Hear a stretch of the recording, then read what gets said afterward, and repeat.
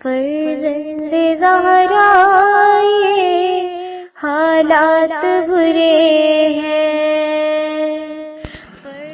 کاشانہ بصیرت ایک ایسا مکمل یوٹیوب چینل جس پر محروم بصارت کے لیے بالخصوص اور تمام افراد کے لیے بالعموم سینکڑوں کی تعداد میں اسلامی کتب دستیاب ہیں۔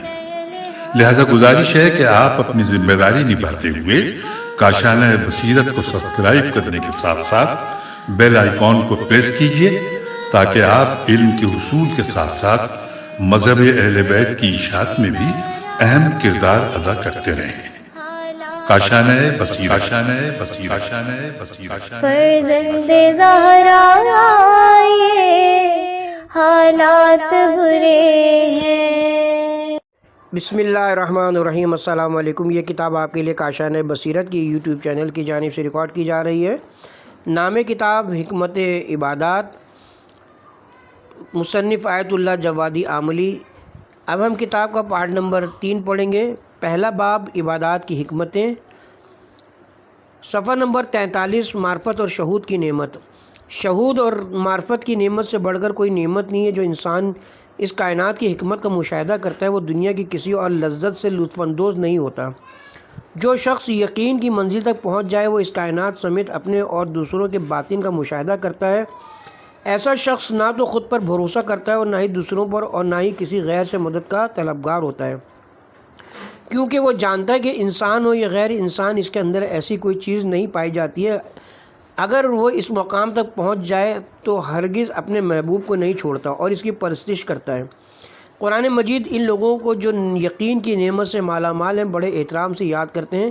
انہی لوگوں میں سے ایک حضرت ابراہیم علیہ السلام بھی ہیں، جن کی شان میں قرآن مجید میں ارشاد اقدس الہی ہوتا ہے۔ سورہ انعام آیت نمبر 75۔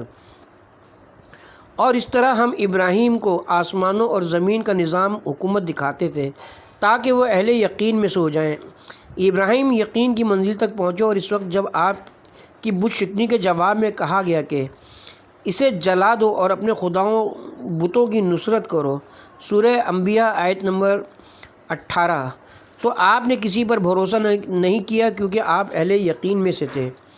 اس ملوکیتی رویت کے کئی ایک فائدے ہیں، جن میں سے ایک یقین حاصل کرنا ہے۔ جس طرح ابراہیم نے اس کائنات کے اندر تک کا راستہ ڈھونڈ لیا تھا، آپ بھی اس عالم کے اندر کا راستہ پیدا کر سکتے ہیں۔ البتہ ایسا بھی نہیں کہ ہر کس و ناکس کو اس کائنات کے باطن تک رسائی دی جائے۔ مثلا جب آپ کسی پبلک لائبریری میں جاتے ہیں تو وہاں پر موجود کتابوں تک آپ کو رسائی دی جاتی ہے، لیکن کتاب خانے کے جس حصے میں خطی نسخے اور نایاب کتابیں رکھی جاتی ہیں وہاں کی چابی ہر کسی کو نہیں دی جاتی۔ اللہ تعالیٰ فرماتا ہے کائنات میں ایک خزانہ پایا جاتا ہے۔ اس باطن اور خزانے کو ابراہیم علیہ السلام نے دیکھا تھا اور آپ بھی دیکھ سکتے ہیں۔ ایک اور مقام پر یوں حوصلہ افزائی فرماتا ہے کہ ان لوگوں نے کیوں کر عالم ملک پر منحصر کر رکھا ہے اور صرف ظاہری اور خشک احکامات پر اکتفا کرتے ہیں۔ سورہ اعراف آیت نمبر 185۔ اس کائنات کے باطن کو کیوں نہیں دیکھتے؟ وہ اس خزانے کو کھولتے کیوں نہیں تاکہ وہاں پر موجود خطی نسخوں اور نایاب کتابوں کا مطالعہ کر سکیں؟ آیت کا لہجہ اچھائی کی طرف تشویق دلاتا ہے۔ نظر اور رؤیت میں فرق ہے، اسی طرح نگاہ نظارہ کرنے اور دیکھنے میں بھی فرق ہے۔ لیکن نگاہ کرنا دیکھنے کا زینہ ہے۔ کبھی انسان نظارہ کرتا ہے لیکن دیکھتا نہیں، اور کبھی نظارہ کرتا ہے اور دیکھتا بھی ہے۔ مثلا بعض لوگ پہلی کا چاند دیکھنے چھت پر چڑھ جاتے ہیں، اور اگر ان میں سے کچھ کی نظر کمزور ہو تو وہ کہتے ہیں کہ ہم نے نظارہ کیا لیکن دیکھا نہیں۔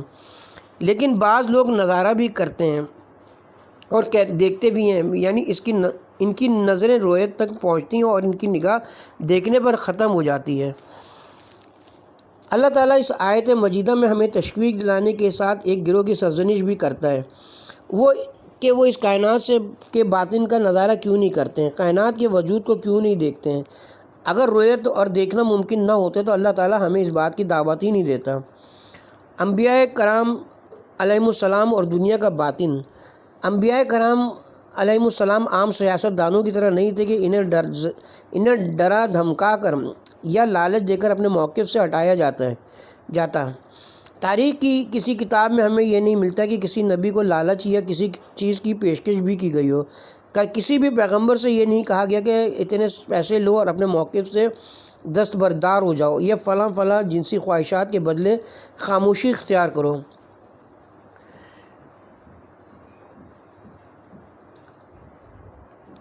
انبیاء علیہم السلام اپنی زندگی کا ایک اہم حصہ خود اس امت کے درمیان گزار چکے ہوتے تھے۔ معمولاً 40 سال کی عمر میں وہ نبوت کے عظیم منصب پر فائز ہوتے تھے۔ اس دوران وہ نہ صرف حرام چیزوں سے اجتناب کرتے تھے بلکہ ہر حلال چیز سے بھی استفادہ نہیں کرتے تھے، اور ان کی یہ کوشش ہوتی تھی کہ ان کے پاس جو کچھ بھی ہوتا تھا وہ اسے دوسروں کے حوالے کرتے تھے۔ حجاز میں جو کچھ ہوا، اور وہ بھی بطور احتمال تھا، کہ جس میں مشرقین نے حضرت ابو طالب علیہ السلام سے کہا کہ اپنے اس بھتیجے سے پوچھو کہ وہ کیا چاہتا ہے، تو حضور اکرم نے اس کے جواب میں فرمایا تھا، اگر میرے دائیں ہاتھ پر سورج اور بائیں ہاتھ پر چاند لا کر رکھ دیں اور میں منظومہ شمسی پر مسلط ہو جاؤں تو بھی اپنے موقف سے دستبردار نہیں ہوں گا۔ اگر وہ مجھے اس پورے کائنات کا سردار بنائیں تو بھی میں اپنی بات سے پیچھے نہیں ہٹوں گا۔ حضور اکرم صلی اللہ علیہ وآلہ وسلم نے 25 سال کی عمر میں ایک 40 سال کی خاتون سے شادی کی تھی۔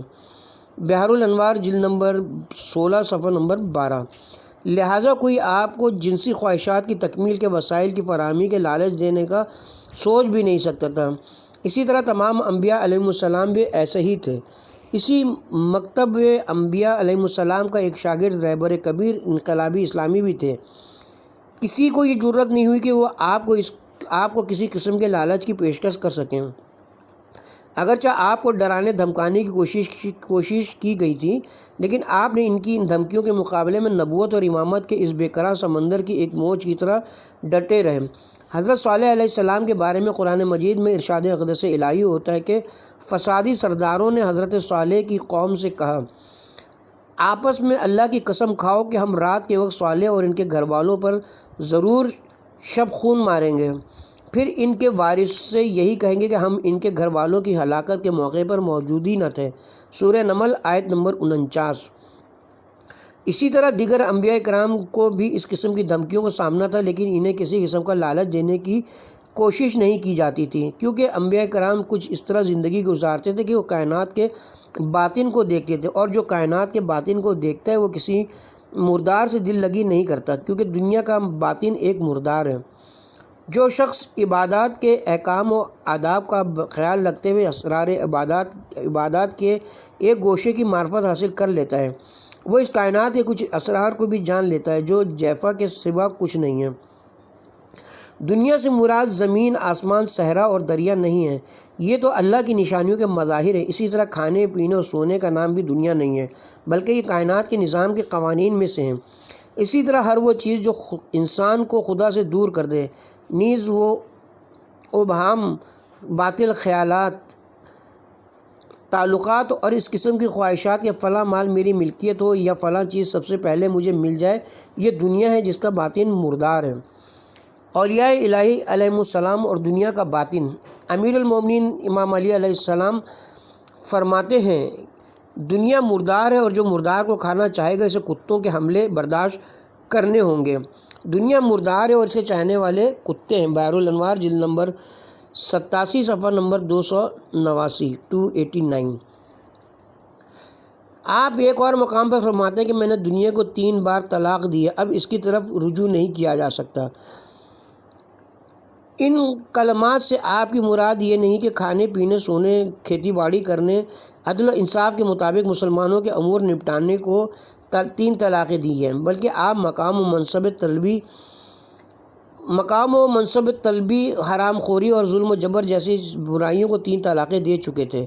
جنگ جمل کے موقع پر جب طلحہ اور زبیر نے اپنی خام خیالی میں بصرہ کو فتح کر لیا تھا اور پہلی مرتبہ بیت المال کے دروازے کھولے، اور جب ان کی نظر سونے اور چاندی کے سلاخوں کے ڈھیر اور کچھ سکوں پر پڑی تو کہنے لگے، ہم نے اپنا مقصد پا لیا اور ہم کامیاب ہوئے۔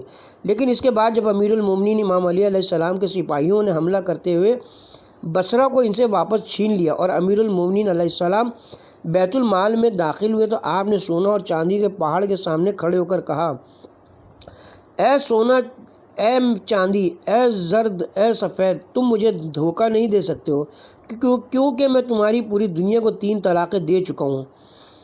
تمہاری کیا حیثیت ہے؟ آپ کا مقصد حکومت کرنا نہیں تھا، اس لیے آپ اسے ٹھیک کرنے کی کوشش کر رہے تھے۔ وہ خلافت جس کا مقصد عدل اور سماجی انصاف کرنا ہو، وہ دنیا نہیں ہے۔ قرآن مجید میں ارشاد اقدس الہی ہوتا ہے، سورہ ملک آیت نمبر 20، کفار تو بس دھوکے میں ہیں کیونکہ وہ ہمیشہ دنیا کی فکر میں رہتے ہیں۔ ایک مرتبہ امیر المومنین امام علی علیہ السلام کی جانب سے بیت المال کا مسئول آپ کی خدمت میں حاضر ہو کر عرض کرنے لگا، ایک شخص نے آپ سے مدد کی درخواست کی تھی تاکہ اپنا قرض اتار سکے، اور آپ نے مجھے حکم دیا تھا کہ میں اسے 1000 سکے دے دوں، لیکن آپ نے یہ نہیں بتایا تھا کہ 1000 سونے کے سکے دوں یا چاندی کے سکے۔ تو آپ نے فرمایا، میری نظر میں دونوں ہی پتھر ہے، سونا زرد پتھر ہے اور چاندی سفید پتھر ہے، لہٰذا اسے جو چاہے دے دو۔ امیر المومنین امام علی علیہ السلام نہج البلاغہ میں اپنے بھائی عقیل کے اس واقعے کو بیان کرنے کے بعد، جس میں انہوں نے آپ سے مدد کا تقاضا کیا تھا، تو آپ نے دہکتے ہوئے لوہے کو ان کے قریب کر لیا تھا تاکہ وہ اس کی تپش سے عبرت حاصل کر سکیں۔ فرماتے ہیں، اس سے بھی زیادہ تعجب خیز بات یہ کہ ایک رات ایک شخص اشعث بن قیس میرے پاس شہد میں گندھا ہوا حلوہ برتن میں لے کر آیا، جو مجھے اس قدر ناگوار تھا جیسے سانپ کے تھوک یہ قیس سے گندھا ہوا ہو۔ میں نے پوچھا کہ یہ کوئی انعام ہے، یہ زکوٰۃ ہے، یہ صدقہ جو ہم اہل بیت پر حرام ہے؟ اس نے کہا، یہ کچھ نہیں ہے، یہ فقط ایک ہدیہ ہے۔ میں نے کہا، پسرے مردہ عورتوں تجھ کو روئیں، پسرے مردہ عورتیں تجھ کو روئیں، تو دین خدا کے راستے سے آ کر مجھے دھوکہ نہ دینا چاہتا ہے؟ تیرا دماغ خراب ہو گیا، یا تو پاگل ہو گیا، یا ہذیان بک رہا ہے؟ آخر ہے کہ خدا گواہ ہے کہ اگر مجھے ہفت اقلیم کی حکومت زیر آسمان تمام دولت کے ساتھ دے دی جائے اور مجھ سے مطالبہ کیا جائے کہ میں کسی چوٹی پر صرف اس قدر ظلم کروں کہ اس کے منہ سے اس چھلکے کو چھین لوں جو وہ چبا رہی ہے، تو ہرگز ایسا نہیں کروں گا۔ آپ اپنی اس خطبے میں ہمیں دنیا کے باطن کی ایک جھلک دکھا رہے ہیں کہ دنیا کی مثال اس خمیر کی سی ہے جسے سانپ کے قے یا تھوک سے گوندھا گیا ہو۔ اس کے پیچھے عبادت کا باطن، روح اور ریحان اور جنت کی نعمتیں ہیں۔ اگر ہم پردہ ہٹا سکتے تو سمجھ جاتے کہ اس کے پیچھے کیا ہو رہا ہے۔ اگر مہذب بنو تو نسیم الہی پردے کو ہٹا دیتی ہے اور آپ رازوں کو جان سکتے ہیں۔ افسوس کی بات ہے کہ کوئی انسان رازوں کو دیکھے بغیر ہی اس دنیا سے چلا جائے، وہ راز جن کا مشاہدہ کرنا اس قدر لذیذ ہے کہ اسے الفاظ میں بیان نہیں کیا جا سکتا۔ انسان جب پردے کے پیچھے کی دنیا کو دیکھتا ہے تو وہاں کی کوئی چیز انسان کو خود میں مشغول نہیں کر سکتی ہے، اور نہ ہی کسی چیز کی دھمکی یا لالچ اسے اپنے ہدف سے روکتی ہے۔ نہ تو وہ کسی چیز سے دل لگاتا ہے اور نہ ہی کسی چیز سے خوفزدہ ہو جاتا ہے۔ دو نظریات میں فرق۔ سابق سوویت یونین سے تعلق رکھنے والے مستشرقین کا ایک وفد ایران آیا ہوا تھا، اور اس نے وزارت خارجہ کے توسط سے بعض مسئولین سے ملاقات کی درخواست کی، خواہش کی، اور وزارت خارجہ کے بعض عہدیداروں کے ہمراہ سپریم جوڈیشل کونسل آ گئے۔ یہ وفد جو 3 افراد پر مشتمل تھا اور ایک مترجم بھی ان کے ہمراہ تھا، یہ کہنا چاہتے تھے کہ کمیونسٹ پارٹی اور اسلام کے نظریات ایک جیسے ہیں۔ ہم نے کہا اس پارٹی اور اسلام کے درمیان کوئی چیز مشترک نہیں ہے۔ آپ کا یہ عقیدہ کہ انسان کی مثال درخت پر موجود پھل کی سی ہے، جب اس کی عمر ختم ہوتی ہے تو وہ درخت سے گر جاتا ہے اور گل سڑ کر مٹی بن جاتا ہے اور بات ختم ہو جاتی ہے، جبکہ ہمارا ماننا یہ کہ انسان کی مثال پنجرے میں موجود ایک پرندے کی سی ہے۔ جب اس کی عمر ختم ہو جاتی ہے تو وہ اس پنجرے کو توڑتے ہوئے عالم ابد کی طرف پرواز کرتا ہے اور ہمیشہ کے لیے خوشحال زندگی پا لیتا ہے۔ بس ان دونوں مکاتب کے درمیان کوئی چیز مشترک نہیں ہے۔ یہ سنت ہے کہ وفد کے ارکان ایک دوسرے کا منہ تکتے رہ گئے کہ اسلام کیا نظریہ رکھتا ہے اور ہم کیا کہتے ہیں۔ صدر اسلام کی مسلط کردہ جنگوں کے دوران مجاہدین خوفزدہ ہو جایا کرتے تھے، لیکن جب شہادت اور روح کی عظمت اور انسان کے جاویدہ ہونے نیز انسانوں کا اس عالم طبیعت سے ماورا طبیعت کی طرف پرواز سے متعلق آیات نازل ہوئیں، تو اس کے بعد انہیں کسی قسم کا خوف محسوس نہیں ہوا، اور نہ ہی جنگ میں شریک ہونے سے کتراتے تھے، بلکہ ان کی پوری کوشش ہوتی تھی کہ راستے سے غبار ہٹائیں اور آگے کا نظارہ کریں کہ یار کا حسن پردے اور نقاب نہیں رکھتا ہے، لیکن راستے کا غبار بیٹھا تاکہ تو دیکھ سکے۔ اے دل، اگر تو ریاضت کے نور سے باخبر ہو جائے گا، شمع کی طرح ہنستے ہوئے سر سے دستبردار ہو جائے گا۔ غلط راستے میں گرد ہوتی ہے اور وہ غبار آلود ہوتا ہے۔ گرد و غبار بھی طبعی مناظر دیکھنے میں رکاوٹ بن جاتا ہے، لیکن جو سیدھا راستہ ہوتا ہے اس میں کسی قسم کا گرد و غبار نہیں ہوتا، بلکہ اس کے سامنے وسیع اور خوبصورت نظارے ہوتے ہیں۔ غیروں سے کہا ہے کہ آنکھیں کھولو تاکہ دیکھ سکو، جبکہ اہل عرفان کہتے ہیں آنکھیں بند کرو تاکہ دیکھ سکو۔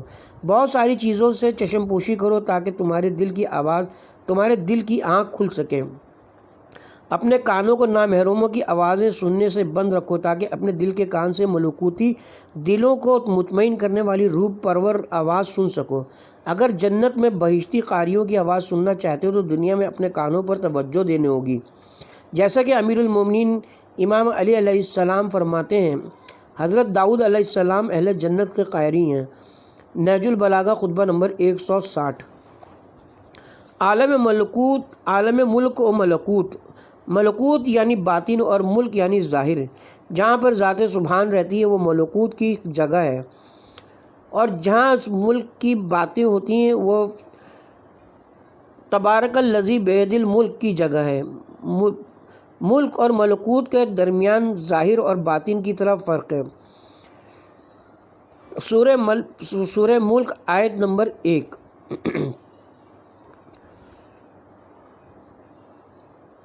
وہ سب کو اس بات کی دعوت دیتا ہے کہ باطن کی دنیا کا ایک چکر لگائیں اور خود کو سستے داموں نہ بیچیں، نہ خود پر اعتماد کریں اور نہ دوسروں پر۔ باطن تک پہنچنے کے راستے کی نشاندہی اسے طے کرنے والوں نے کی ہے۔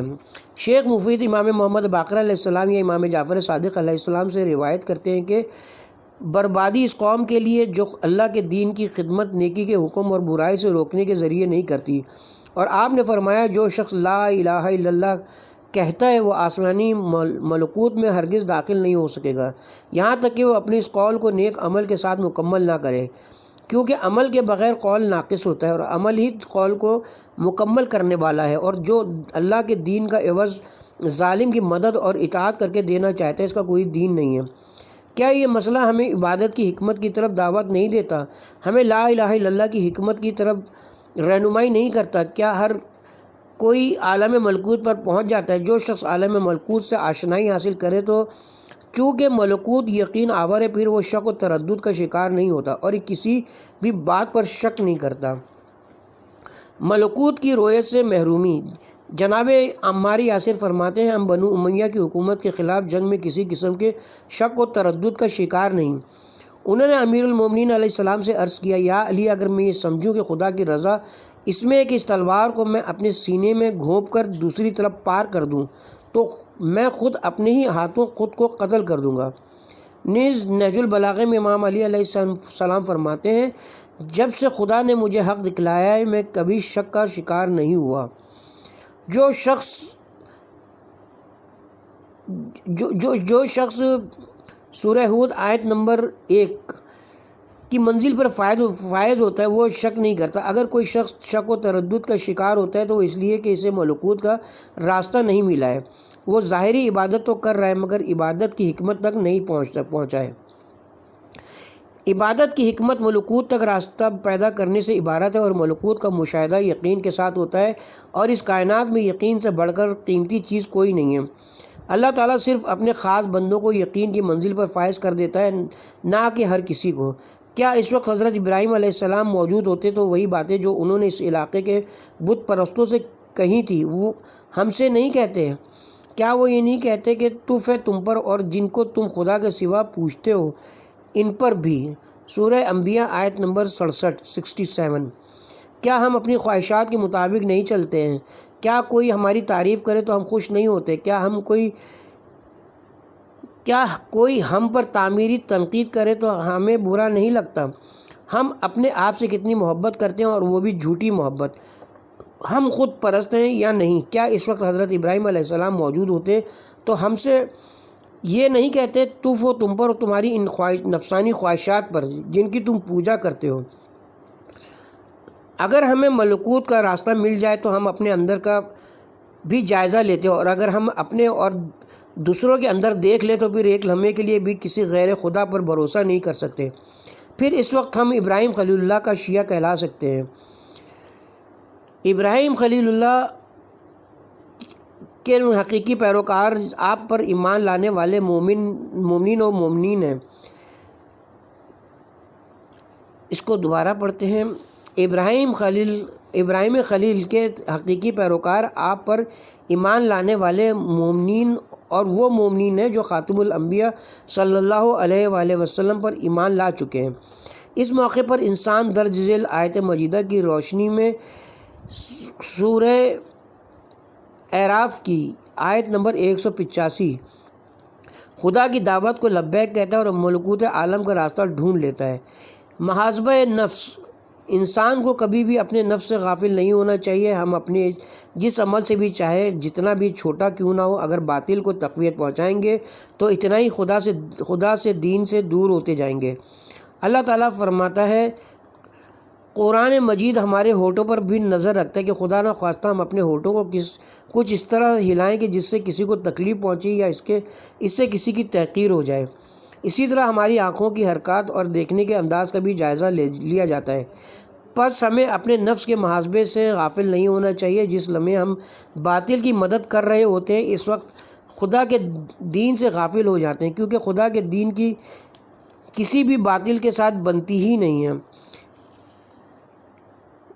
سورہ سبا آیت نمبر 49 کہہ دو کہ حق آگے اور باطل کی نہ ابتدا رہے اور نہ لوٹ کر آئے گا۔ شیطان ہر کسی کو اس کے مخصوص شعبے میں تکاثر کے ذریعے دھوکہ دیتا ہے۔ اگر کسی کو کوثر نصیب ہو جائے تو پھر وہ تکاثر کے چنگل میں پھنستا نہیں ہے۔ ایسے لوگوں کی تعداد بہت ہی کم ہے۔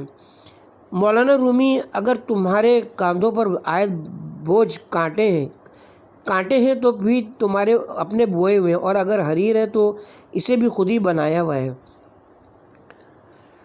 انسان دن رات کام کرتا ہے، یا تو وہ کانٹے دار درختوں اور جھاڑیوں کی آبیاری کرتا ہے یا اس درخت کی نشوونما میں حصہ لیتا ہے جس سے ریشم اور حریر کا کپڑا ہاتھ آ جائے۔ اگر کوئی انسان مرنے کے بعد تکلیف اٹھاتا ہے تو وہ اس لیے کہ اس نے زندگی کے ایک طویل عرصے تک کانٹے دار درختوں اور جھاڑیوں کی آبیاری کی ہے۔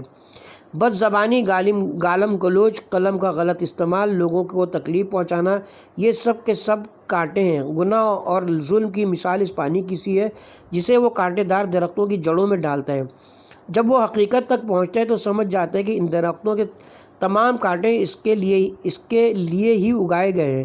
جب اسے قبر میں اتارا جاتا ہے گویا اسے کانٹوں سے بھرے بستر پر لٹا دیا جاتا ہے، اور جب وہ کروٹ لیتا ہے تو تکلیف محسوس کرتا ہے، کیونکہ اس نے اپنی پوری زندگی کانٹے دار درختوں کی آبیاری میں گزارا ہے۔ جس پہلو بھی کروٹ لے کیا سکون پائے گا جس نے اپنے تکیے کے اندر کانٹے بھر دیے ہوں۔ لیکن انسان کا اپنے مسلمان بھائیوں کے ساتھ نرم رفتاری اور احسان کرتے ہوئے اشد علی الکفار اور ہماؤ بینہم کا مصداق بننا ریشم بننے کے مترادف ہے۔ سورہ فتح آیت نمبر 29۔ امام علی بن موسیٰ رضا علیہ السلام فرماتے ہیں، خدایا تمام تعریفیں تیرے لیے ہیں، اگر تیری اطاعت کروں اور اگر تیری معصیت کروں تو کوئی حجت باقی نہیں رہے گی۔ وہ تمام احسانات اور اچھائیاں جو مجھے نصیب ہوئی ہیں وہ سب تیرے لطف و احسان اور برکت کی وجہ سے ہے۔ ان اچھائیوں تک رسائی میں نہ تو میرا کوئی کمال ہے اور نہ دوسروں کا، اور اگر کوئی برائی کروں تو کوئی عذر باقی نہیں رہے گا۔ اس لحاظ سے ہمیں یہ دیکھنا ہوگا کہ کیا ہم کثرت کا شکار ہیں یا اس کوثر کو جو اس کائنات کا باطن نے چکھ لیا ہے۔ پیغمبر اکرم صلی اللہ علیہ وسلم کے فرامین میں پارسائی کو بہترین عمل قرار دیا گیا ہے، یعنی انسان اس چیز سے پرہیز کرے جسے خدا نے حرام قرار دیا اور اس پرہیزگاری اور تقوی اختیار کرے۔ امام زین العابدین علیہ السلام پارسائی کے بارے میں فرماتے ہیں، جو اللہ کے واجب کردہ اعمال کو انجام دے وہ سب لوگوں سے بہتر ہے، اور اللہ کے حرام کردہ سے اجتناب کرے وہ لوگوں میں سب سے زیادہ عبادت گزار ہے اور سب سے زیادہ پرہیز کرنے والا ہے، اور جو شخص خدا کی تقسیم پر قناعت کرے گا وہ سب لوگوں سے زیادہ بے نیاز ہے۔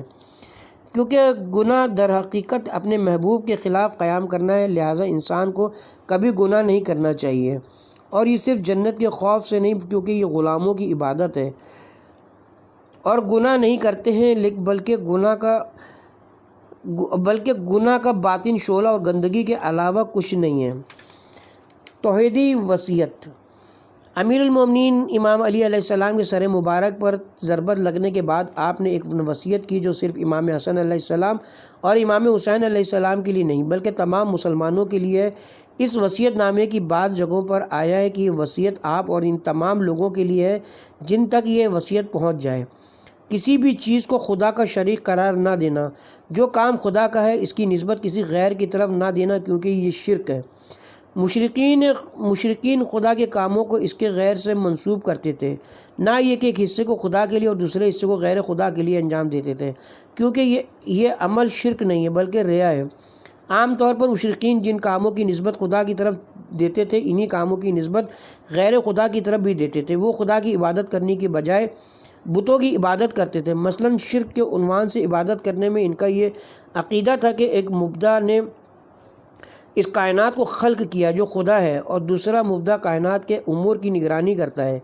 توحیدی وصیت یہ کہ کسی بھی کام کو اپنے آپ پر یا دوسروں پر مت چھوڑیں، ہر کام کی نسبت خدا کی طرف دینا اور یہ جان لینا کہ اس کائنات کو صرف وہی چلاتا ہے۔ توحید کی نعمت سے بڑھ کر اور کوئی نعمت نہیں ہے اور شرک سے بڑا اور کوئی گناہ بھی نہیں ہے۔ کیا یہ جائز ہے کہ انسان اپنی پوری زندگی خدائے واحد کے دسترخوان پر بیٹھ جائے اور کسی غیر خدا کو رب کے عنوان سے مبدع اثر قرار دے؟ اس شرک کے پیچھے اس دنیا میں صرف اور صرف رسوائی ہے۔ سورہ لقمان آیت نمبر 13۔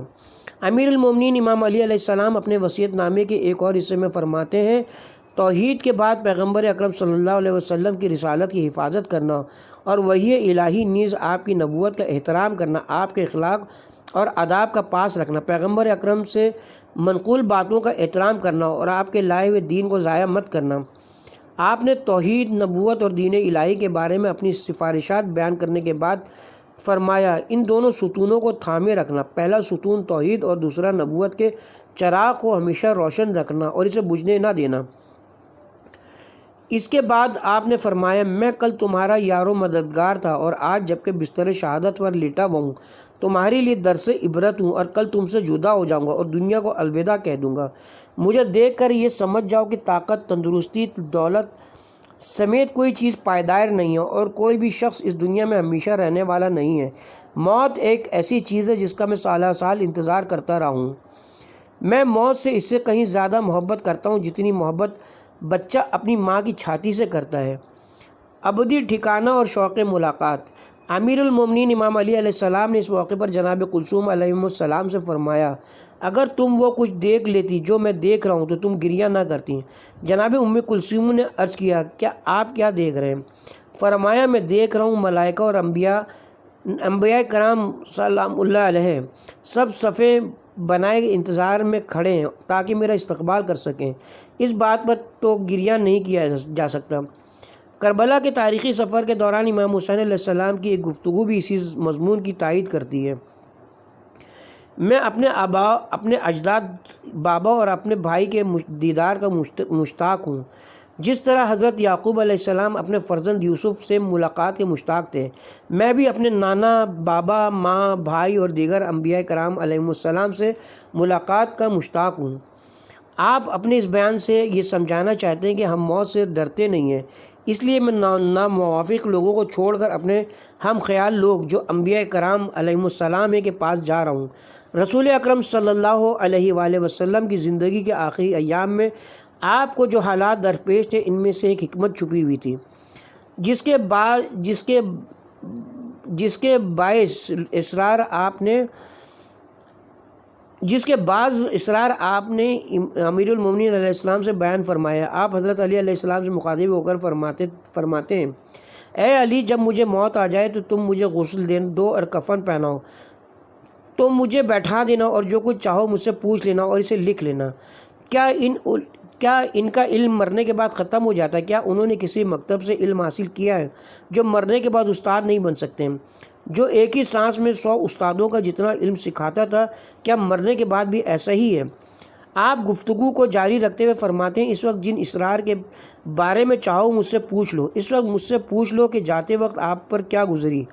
جب اس عالم میں داخل ہوئے تو وہاں کیا دیکھا، دنیا کو کس طرح پیچھے چھوڑ دیا۔ ان سوالات کا تعلق ان علوم سے نہیں ہے جنہیں انسانی مکاتب و مدارس میں سکھایا جاتا ہے، لیکن حضرت نے لوگوں کے ہجوم سے جو گریہ کرے تھے فرمایا، میرے بعد تم سب کو ضعیف و کمزور کر دیا جائے گا اور تمہارا حق چھین لیا جائے گا۔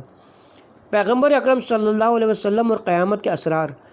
پیغمبر اکرم کے مشہور فرامین میں سے کہ آپ نے فرمایا، میں اور قیامت ان دو انگلیوں کی طرح ہیں، یعنی ایک دوسرے کے اتنے قریب ہیں۔ یہ کہتے ہوئے آپ نے ہاتھ کی دو انگلیوں کو ملا کر دکھایا، اور جب کبھی بھی قیامت کی بات ہوتی تھی آپ کے چہرے کا رنگ متغیر ہو جاتا تھا، گویا آپ لوگوں کو ان کے گھروں کی مسمار کیے جانے کی خبر دے رہے ہوں۔ عام طور پر جو شخص کوئی بری خبر سنا رہا ہوتا ہے تو اس کے چہرے کا رنگ تبدیل ہو جاتا ہے۔ آپ نے جن لوگوں کی طرف دیکھتے ہوئے فرمایا، میں اور قیامت ان دو انگلیوں کی طرح ہیں، میرے اور قیامت کے درمیان کوئی فاصلہ نہیں، میرے بعد کوئی شریعت، کوئی دین اور کتاب نہیں آنے والی ہے۔ یہ درمیانی معنی ہے جسے شاعرین اصول کافی نے بیان کیا ہے۔ آپ نے فرمایا، میں جانتا ہوں کہ قیامت کیا ہے، گویا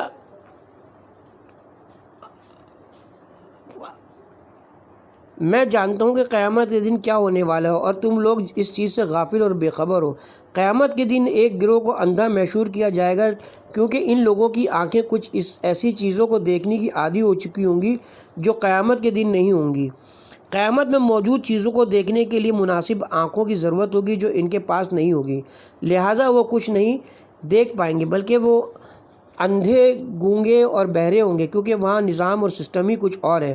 لیکن تم آرام سے بیٹھے ہو۔ کوئی شخص اگر صہیونیوں کی طرف سے میزائل داغے گئے علاقوں سے آ جائے تو وہ یہ کہہ سکتا ہے کہ میں اور محاذ ان دو انگلیوں کی طرح ہیں، میں محاذ جنگ کے بارے میں جانتا ہوں، تم کیا جانتے ہو کہ وہاں کیا ہو رہا ہے؟ آپ نے مزید فرمایا، بہترین ہدایت وہ راستہ ہے جسے اللہ تعالیٰ نے میرے ذریعے تم تک پہنچایا ہے، چونکہ میں دور سے خبر نہیں دیتا بلکہ قریب ہی سے آگ پر ہاتھ رکھ دیتا ہوں، مگر آگ ہمیں جلاتی نہیں۔ جنت اور جہنم کی وضاحت اور قیامت کی خصوصیات کو اس طرح بیان وہ شخص کر سکتا ہے جو ان چیزوں کو نزدیک سے جانتا ہو۔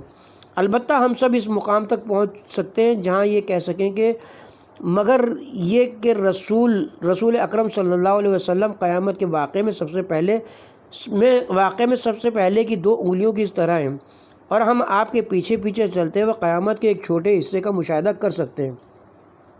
مرحوم ملا عبدالرزاق کاشانی فرماتے ہیں، ہم نے واضح طور پر کچھ لوگوں کو غسلین کھاتے ہوئے دیکھا ہے، یہ بہت بڑی بات ہے۔